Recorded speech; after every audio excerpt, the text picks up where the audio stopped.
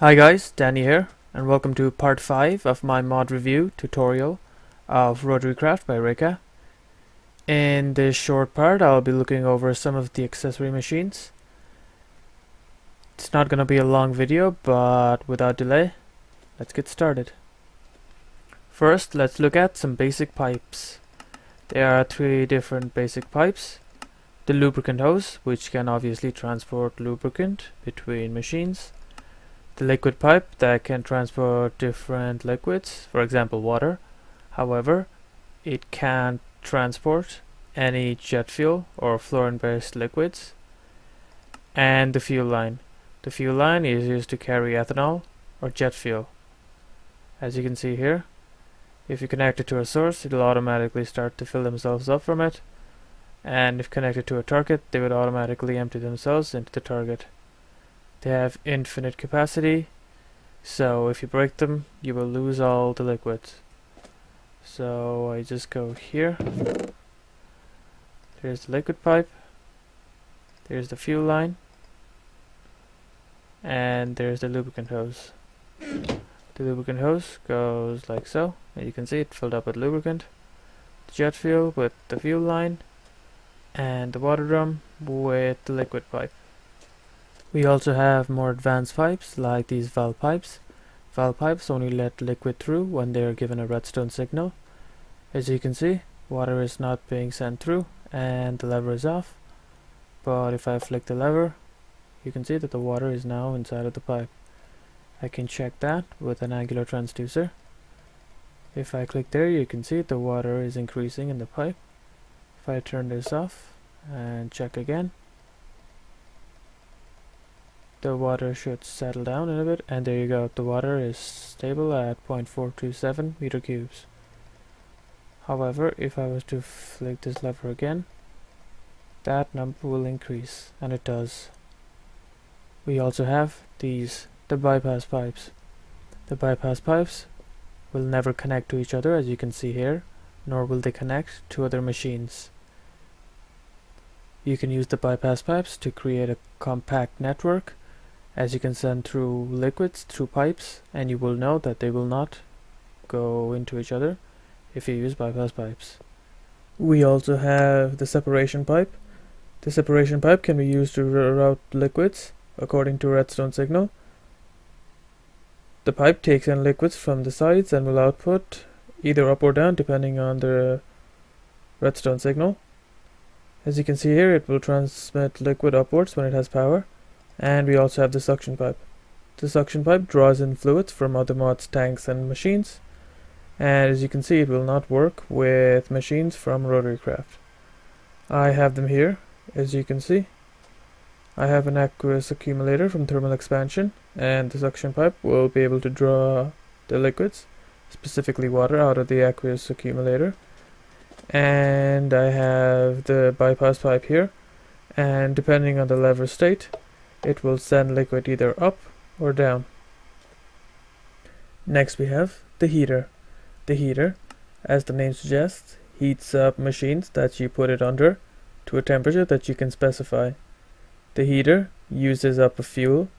You can use any fuel that you can use in a standard furnace, and the stronger the fuel, the more heat the heater can produce. I'm not going to put a machine on top of the heater, but if I turn this on, you can see that spinning, and as you see here, everything is full. So now I just give it some fuel. I'm just going to use coal.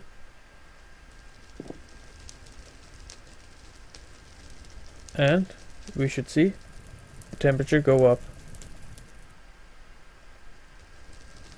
It doesn't show there now, but the temperature that I have it specified to is 1000 degrees. And it will go up till it reaches 1000 degrees.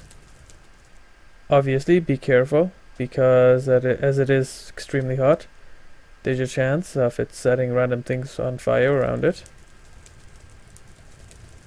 You see there now it's around 900, and it will go up until it reaches 1000 degrees.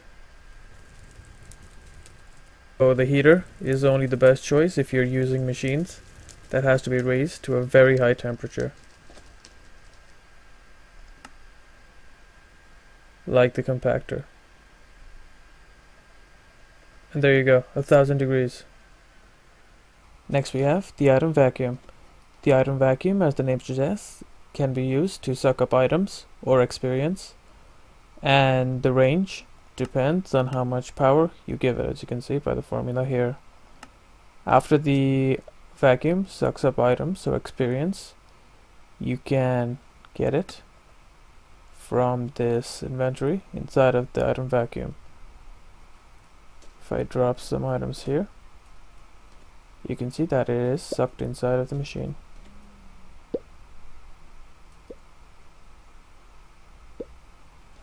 I can also go here, take some bottle of enchantings, and if I smash it on the ground like so, the machine should absorb the experience.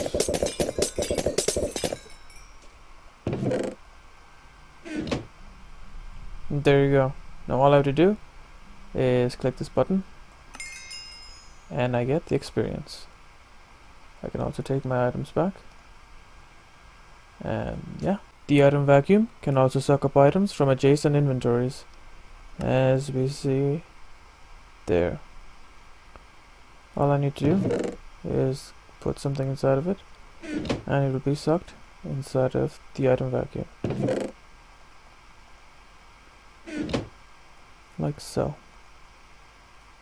And next we have a machine that I've already used a few times, the engine control unit.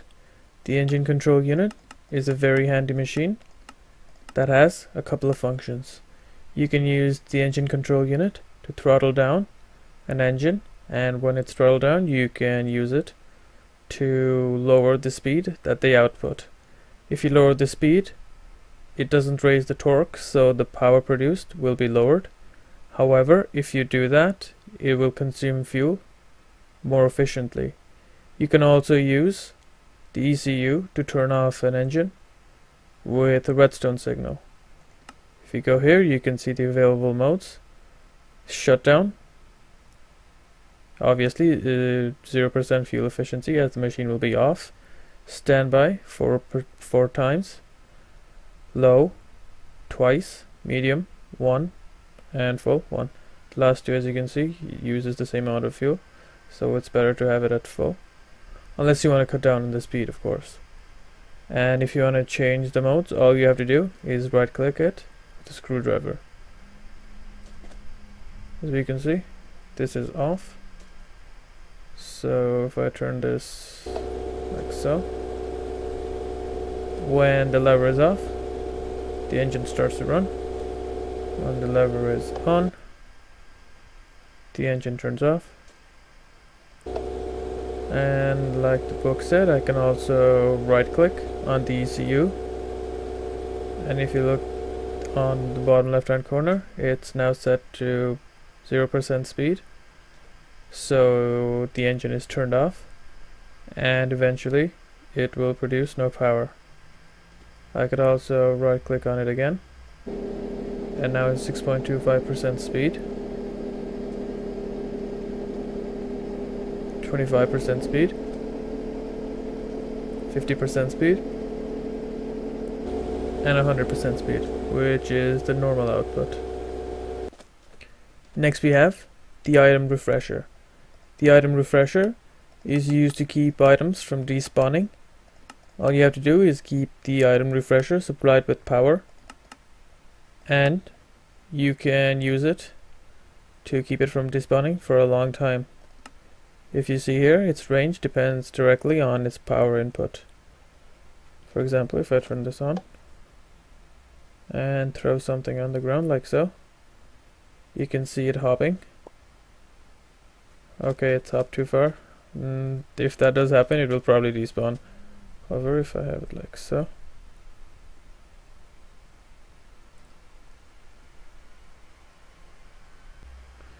okay, I can see what happened. They were attracted to the item vacuum. Let me just take these things back. Okay, now it should work. If I throw it in front of the item vacuum,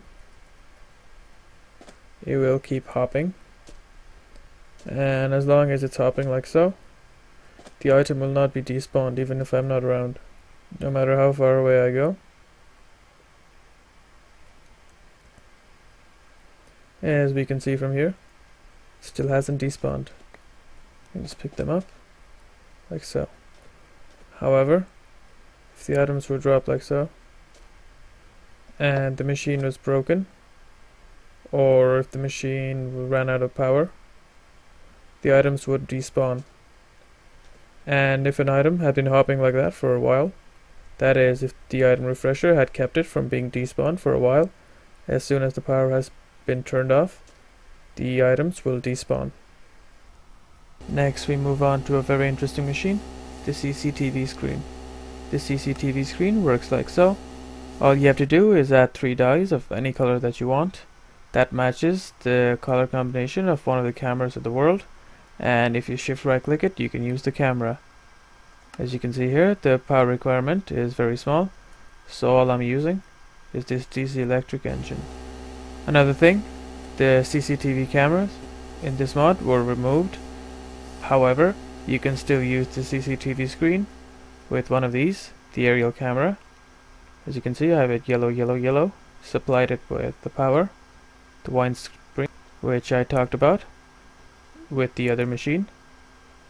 And if I go down here, come here, shift right click, I can see an aerial view of everything that the camera can see. There are the machines, and these are the machines that I have set up for the next part. And this is like a long line of glass. More machines there. These brown parts are the wooden fences. So if I go up here, this is the view, and this is what you can see. As you can imagine, it's very handy.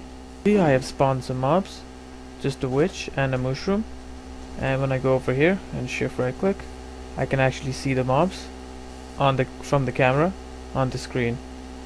As you can imagine, that's extremely handy, as I can even track their movements. So the witch has gone inside one of the fences. Now it's out and it's going to the mushroom, and it is. Next we have the sorting machine. As the name suggests, you can use the sorting machine to sort items that come through from the top, and you can use it to output it from its 3 output sides. It uses just a very small amount of power. Again, I've supplied it with this DC engine, and now if I take some items, sand, gravel, cobblestone, and that's the items I have there. For the red side, cobblestone; for the green side, sand; for the blue side, gravel. And I have nothing inside of the holes there. So if I jump up here and throw some of the items down, like so,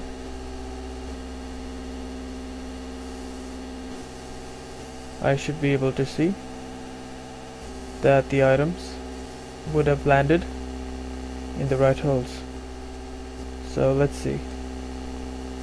Only gravel in that one, only cobble in that one, and only sand in that one. I just have it in this setup for demonstration purposes, but you can use it in very delicate sorting systems involving items from other mods as well. But you can see how handy it actually is, because you're able to sort through a lot of different items, and it only takes in a very small amount of energy or power. And next we have the filling station. The filling station is used to fill the tanks of fuel powered items like the jetpack. Again, it uses a very small amount of power, and all I have to do is fill the filling station with ethanol with a fuel line. And if I throw in an ethanol jetpack like so, I can fill it up, as you can see from the fuel, and then I could put on the jetpack and fly.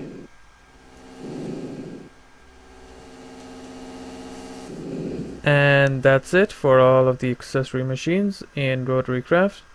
If you liked the video, please leave a like or subscribe for more Minecraft videos. And thanks for watching.